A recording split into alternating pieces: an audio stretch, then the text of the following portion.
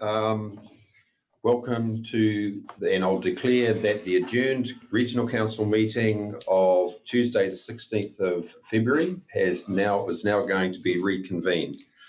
In this matter, as we normally say, I need to remind councillors that this reconvened meeting has been recorded, and the recording will be made available on the Bay of Plenty Regional Council website following the meeting, archived for a period of 3 years. And also remind councillors that local government decision making affords no protection to councillors, officers and public for comments made during meetings that are subsequently challenged in a court of law and determined to be slanderous. The purpose of this reconvened meeting today is to focus on agenda item 9.6, which is the adoption of the draft consultation document and supporting documentation for the long-term plan 2021 to 2031, as I said, which was adjourned on Tuesday the 16th of February. So as we move, or can we move to agenda item 9.6, and in doing so, could I welcome Audit New Zealand attendees? So we have Leon, we have Matt, and no, we only have Leon and Anton at this point in time. And I'll hand over to the Chief Executive in terms of the procedure for this, which is essentially a procedural matter. Kia ora tātou katoa councillors. I'd like to ask Siobhan to take us through. What we would like to do is consider the first 3 recommendations and go through the changes since the 17th of December required by Audit New Zealand, and then for the auditors to speak, and then for you to consider the further recommendations. Could I ask councillors, if they are not speaking, to put their speaker off, on mute? Thank you. Over to you, Siobhan. Thank you. Now, I only have the one screen, so I'll be, I can't see the Zoom while at the same time I'm reading, so if I'm a bit slow to respond, please be forgiving. So at the meeting of the 17th of December 2020, Council adopted a draft consultation document and supporting documents for submission to Audit New Zealand. The audit process is now complete, and in addition, some minor editorial changes directed by councillors have been made to the consultation document. So this report seeks adoption of the proposed final consultation document for public consultation, as well as supporting documents. And to do so correctly necessitates the following procedure. The first step is that you approve the updated consultation document. These have been updated since the version approved in December, and I will talk you through what has changed since 17th of December. Once you have approved that consultation document, you will then receive the audit report and signed audit opinion, and then you will then adopt that same document. However, at this point, it will include the audit opinion and supporting documents for public consultation. So what you're approving and then adopting will be the same, bar the addition of the audit opinion. So timeframes for the consultation process are very tight. We have 1 working day to make any revisions from today's meeting. We have made a significant number already, and then from the end of consultation to the first hearing date are 8 more working days. So I will take the changes in the agenda report as read, and I will now share my screen to show you the further revisions that have been made since the agenda report went out to you. So can I get confirmation from anyone that the PowerPoint is showing on the screen? Yes, showing Siobhan. Thank you. So we've had a number of changes made between the version you received and the version that was sent out to you last night following audit feedback. So the post-agenda changes are largely minor, and they come from both Audit New Zealand and specific councillors who have provided feedback. So based on Audit New Zealand, we have revised the infographic arrows, we have highlighted the preferred option, we have restored a sentence on free fares for mobility needs that dropped off during the proofing process. We have revised our wording to clarify what work we are already doing on climate change and public transport. There was a revised value for assets, flood protection and control. There were various other asset numbers that required revision. At Councillor Nees's direction, we made further corrections to some typos, grammar and quality of language. There were changes to the climate change statement per councillor direction of this same meeting 2 days ago, and at audit's direction we also added in the cost of freshwater reform. So those plus the changes that were listed in the paper that went to you are the sum total of the changes that have been made to the consultation document. Overall, there have been no material changes. There has been some representation of some numbers, but none of the fundamentals underlying the consultation document have changed. So at this point, as mentioned before, I'll just get the right thing open.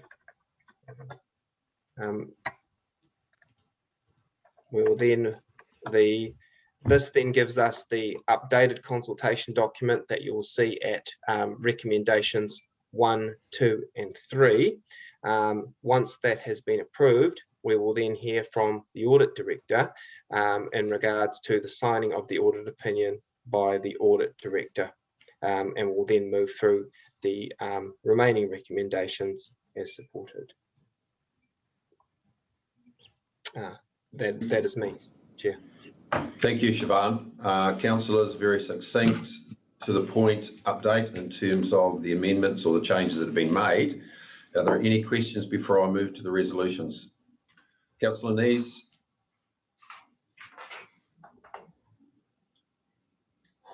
Sorry, thank you. Just to confirm, we haven't yet made the changes to the capital budget from the decisions we made at the council meeting on Tuesday regarding the 428,000 that was in the plan, which has been brought forward for this year. So those changes haven't been made. Through you, Chair, that is correct. They have not been made and they will be considered in the next long-term plan iteration as part of your deliberation process. Councillor Winters. Yeah, thank you, Mr. Chairman. I just wanted to clarify and get confirmation from this council meeting that 3 questions, Debbie or Matt. So at the Rotorua Lake Strategy Group meeting last week, there was seeking to confirm the deed of funding between us, the Crown and RLC, and that there was going to be the deed changed back to what it was in 2014, which meant some changes in big numbers.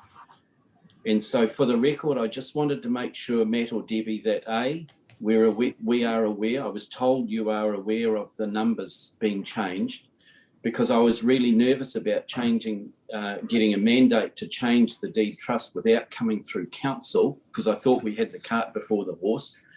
So I just wanted to make sure we're aware of that. Does it change our numbers in the LTP going forward? And the third question is, does it alter our audited position going forward? 3 questions there. I need clarification on those, please. Thank you. Through you, Chair, I'm happy to answer those questions. Yes, we were aware of the numbers. It does not change the numbers in the long-term plan. And if there is a need for, it is related to MFE funding, the recommendations last Friday. And if there is a need for other changes to be made, that will be via submission and deliberations in the long-term planning process. Right, thank you, councillors. And the audit report, it doesn't change the audited opinion. Yes, that's correct, Councillor Winters. It does not change the audited opinion.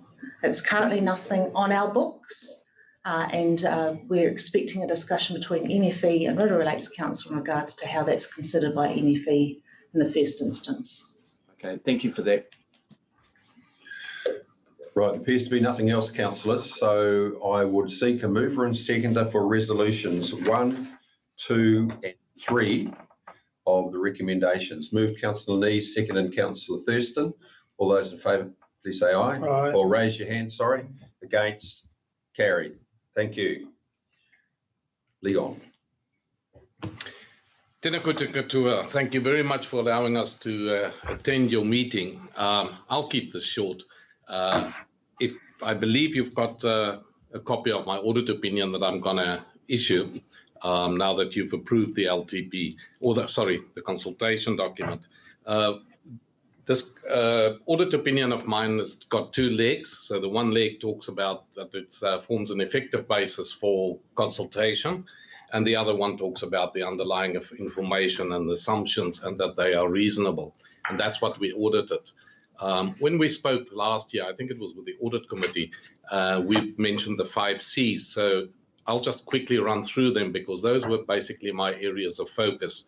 So whether your capital program is doable and deliverable, the condition of your critical assets, impact of climate change on going forward as well as your recovery, the consultation document itself, and COVID-19 impacts.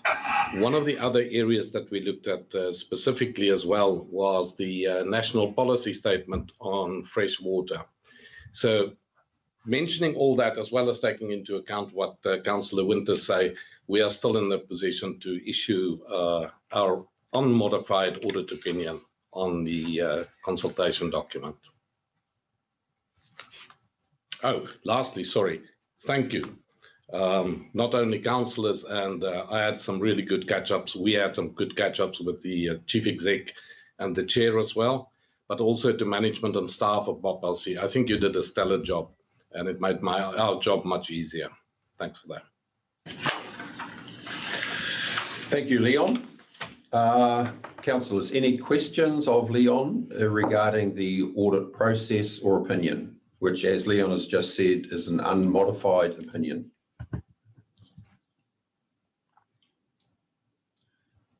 It appears not. So, Siobhan, I think that leads us to a mover and seconder, essentially the adoption of recommendations 4 through to 7. Is that correct? Of the recommendations? It is, as we've noted in the paper, recommendations 4 through 7, yes. Okay, councillors. Moved Councillor Rose. Do we have a seconder? Seconded Councillor Winters. Any further last minute discussions? If not, I'll put the resolutions. We adopt the draft consultation document and supporting documentation for the long-term plan 2021 to 2031. All those in favour, please say aye. Oh, sorry, raise your hands.